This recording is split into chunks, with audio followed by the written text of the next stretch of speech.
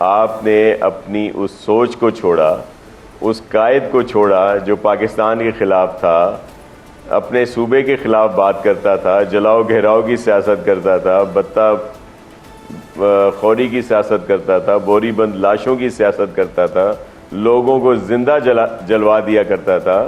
لیکن انہوں نے اس کو تو چھوڑا لیکن اس کی سوچ کو بھی چھوڑے. ہم نے تو ان کو ویلکم کیا. سر, یہ حالیہ دنوں میں جو نئے صوبوں کا ایشو بنا ہے پیپلز پارٹی کا ایم کیو ایم کے ساتھ, وہ ایک جنگ کی صورت اختیار کر گیا ہے, جبکہ ایم کیو ایم کہتی ہے کہ ان کا یہ مطالبہ ایک آئینی مطالبہ ہے. کیا کہیں گے آپ اس پہ؟ بسم اللہ الرحمن الرحیم. اللہم صلی علی محمد و آل محمد. دیکھیں, ایم کیو ایم کی جو بات ہے وہ اصل میں لسانیت کو زیادہ فروغ دیتی ہے. پاکستان پیپلز پارٹی نے تو ہمیشہ مفاہمت کی سیاست کی ہے اور اس کے بدلے میں ہمیشہ منافقانہ سیاست ہمارے ساتھ روا رکھی گئی ہے سب طرف سے. ایم کیو ایم کی یہ بات ہمیشہ آپ کے علم میں ہے کہ ان کے جو بانی جن سے انہوں نے علیحدگی اختیار کی, جن کے لیے پہلے جان دینے کے لیے تیار ہوتے تھے اور سب کچھ ہوتا تھا, تب بھی تو وہ یہی بات کرتے تھے, جنا پور کی بات کرتے تھے اور بہت ساری ایسی چیزیں تھیں جن کو وہ ہائی لائٹ کر کے اور لوگوں کو جذباتی کر کے ایک لسانیت کو فروغ دیا جاتا تھا. یہ تو آپ کے علم میں ہے کہ وہ جب اسٹیبلشمنٹ کہہ لیں یا سب کی طرف سے جب ایک سختی ہوئی ان کے اوپر, انہوں نے جو کچھ نعرے لگائے اور پھر مجھے تو اچھی طرح سے یاد ہے وہ رینجر کے وہ ٹھاکر آفیسر تھے جو ایک رات ان کو لے گئے تھے, پھر ایم کیو ایم سے ایم کیو ایم پاکستان بن گئی تھی. تو یہ ہم نے تو ان کو ویلکم کیا تھا کہ بھائی آپ نے اپنی اس سوچ کو چھوڑا, اس قائد کو چھوڑا جو پاکستان کے خلاف تھا, اپنے صوبے کے خلاف بات کرتا تھا, جلاؤ گھیراؤ کی سیاست کرتا تھا, بتہ خوری کی سیاست کرتا تھا, بوری بند لاشوں کی سیاست کرتا تھا, لوگوں کو زندہ جلوا دیا کرتا تھا. لیکن انہوں نے اس کو تو چھوڑا لیکن اس کی سوچ کو بھی چھوڑے. ہم نے تو ان کو ویلکم کیا ایم کیو ایم پی کو کہ چلیں جی بڑی بات ہے, انہوں نے اپنے اس قائد کو چھوڑ دیا. لیکن اب آ کر وہی چیزیں یہ کرتے ہیں. دیکھیں اس سے ہوتا کیا ہے, اس سے کچھ نہیں ہونا. آئینی طور پر جو بات کرتے ہیں, ظاہر آئین میں ایک لکھا ہوا ہے, لیکن اس میں یہ ہے کہ کسی بھی صوبے کی اسمبلی 2/3 میجورٹی سے اگر کوئی فیصلہ کرے تو پھر کچھ اس طرح کی بات کی جا سکتی ہے, جو ظاہر ہے اللہ کی مہربانی سے یہاں پہ ناممکن ہے. تو اب ایک ایسا صرف اسٹانس چھوڑ دینا, ایک شوشہ چھوڑ دینا جس سے اور کچھ نہیں ہوتا, تکلیف ہوتی ہے.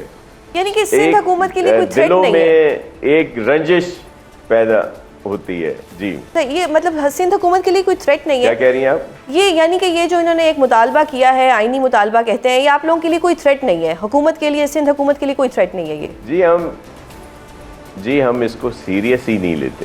تو اب آپ کہیں گی کہ اگر آپ سیریس نہیں لیتے تو سن لیں, میں اسی پہ آ رہا ہوں. آپ کا سوال میں کر لیتا ہوں.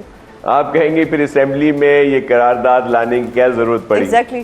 دیکھیں یہ قرارداد پہلے بھی منظور ہو چکی ہے اور متفقہ طور پر منظور ہو چکی ہے اسی اسمبلی سے. لیکن اب ضرورت اس لیے پیش آئی کہ گورنر ہاؤس میں کوئی ایک تقریب ہوئی جس پہ بہت سارے جو خود کو سکرات اور بکرات سمجھتے تھے ان کو بٹھایا گیا اور انہوں نے ایسی ایسی باتیں کی اور انہوں نے تاریخ کو مسخ کیا, جھوٹ بولے وہاں پہ, اور اس طرح کا ایک تصویر کشی کی کہ جو بالکل نامناسب تھی. گورنر صاحب کو تو ہم بڑی عزت کرتے ہیں, ان کی بڑا سینسیبل سمجھتے ہیں کامران ٹسوری صاحب کو. یہ امید نہیں کہ وہ وہاں پہ اس طرح کا ایک وینیو دیں گے, موقع دیں گے کہ اس طرح کی زہر شانی ہو, اور بہت کچھ بڑی باتیں ہوئی وہاں پہ اور تاریخ کو مسخ کیا گیا. بڑے جو ایک حقیقت ہے کہ غلط ساری چیزیں پیش کی گئیں, اور پھر اس پر سونے پہ سہاگا یہ ہوا کہ بجائے اس کے کہ گورنر صاحب یہ کہتے کہ بھائی میں نے تو ایک پروگرام ارینج کیا تھا اس پہ ان سب کی آرائیں تھیں، بلکہ اس کو پھر اس کے اوپر پھر ان کی جو پارٹی ہے انہوں نے پھر پریس کانفرنس بھی کی اور پتہ نہیں کیا کچھ کیا.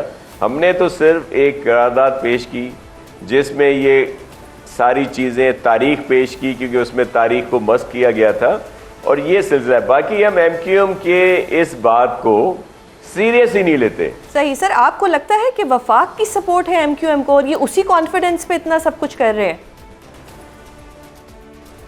دیکھیں، میں نہیں سمجھتا کہ پرائم منسٹر میاں شہباز شریف صاحب یا پی ایم ایل این کی ان کو اس طرح کی کوئی سپورٹ ہوگی. میں نہیں سمجھتا، کیونکہ وہ دیکھیں اس وقت ہے کیا، آپ کے ملک کی اس وقت صورتحال کیا ہے، آپ کا بلوچستان کا اس وقت صورتحال کیا ہے، آپ کا کے پی کی صورتحال کیا ہے. ایک سب سے پرامن صوبہ آپ کا سندھ ہے. کیا وہاں پہ آپ اس طرح کی کوئی صورتحال پیدا کرنا چاہتے ہیں؟ نفرتیں، بیج جو بویا جا رہا ہے اس طرح کی باتیں کر کے، کیا یہاں پہ وہی پرانا دور جہاں پہ اس طرح کی چیزیں ہوتی تھیں، سینکڑوں لاشیں گرتی تھیں، بہت نفرت کی بات ہوتی تھی؟ یہ تو دیکھیں، پیپلز پارٹی وہ پارٹی ہے جو پاکستان کی بات کرتی ہے. ہمیں سب سے زیادہ عزیز پاکستان ہے. پاکستان ہے تو ہم سب ہیں، اور پیپلز پارٹی چاروں صوبوں کی زنجیر ہے اور اس کی بات کرتی ہے. صحیح سر، اب یہ لڑائیاں تو اپنی جگہ، گورننس کی بات کرتے ہیں. سانے گل پلازا ہوا، پھر آج ایک ڈیلیوری بوائے کو اسسٹنٹ کمشنر کے رشتہ دار نے کچل دیا. یہ کب تک سر اس طرح چلتا رہے گا، اسپیشلی کراچی کے اندر؟ دیکھیں، میں عرض کروں، ایک بھی واقعہ نہیں ہونا چاہیے لا اینڈ آرڈر کا، یا گل پلازا کی جس طرح آپ نے مثال دی، یا خدا نخواستہ کوئی کہیں پہ گٹر میں کسی گڑھے میں کوئی گرتا ہے یا ٹینکر سے کچلا جاتا ہے. نہیں ہونا چاہیے. آپ صرف یہ دیکھیں کہ اس میں کتنی حد تک بہتری آئی ہے. یہ کراچی وہی تھا جہاں پہ لوگ موو نہیں کر سکتے تھے. اگر کوئی باہر جاتے تھے بچے تو مائیں انتظار کرتی تھی کہ خیر سے واپس آ جائیں. دیکھیں، کوتاہی ہو سکتی ہے، ہم مانتے ہیں ہماری کوئی کوتاہی. کیا اس کا مقصد یہ ہو کہ صوبوں کی تقسیم ہو؟ سندھ کو ہم اپنی ماں سمجھتے ہیں، کیا ماں کی تقسیم کی بات کریں؟ یہی پہلے کہتے ہیں کہ جی ہم سندھی ہیں، ہم اردو بولنے والے سندھی ہیں. اب اگر کسی اس پہ گٹر پہ ڈھکن نہیں لگا، خدا نہ خواستہ کوئی کہیں پہ آگ لگ گئی، کوئی ایکسیڈنٹ ہو گیا، کوئی ڈیلیوری بوائے کسی ایک انسانی غلطی سے اگر کوئی ایکسیڈنٹ ہوتا ہے، تو کیا اس کا مقصد ہے کہ نئے صوبے کی بات ہو؟ میں اپنے کراچی کی بھائی بہنوں سے آپ کے توسط سے ان کو یقین دلاتا ہوں کہ آپ کے جو ایشوز ہیں وہ حل ہونے کو ہیں. بہت ساری جگہوں پہ حل ہوئے ہیں، اور مزید جہاں پہ اس طرح کی ضرورت ہے اس کو ہم حل کرنے کی کوشش کر رہے ہیں.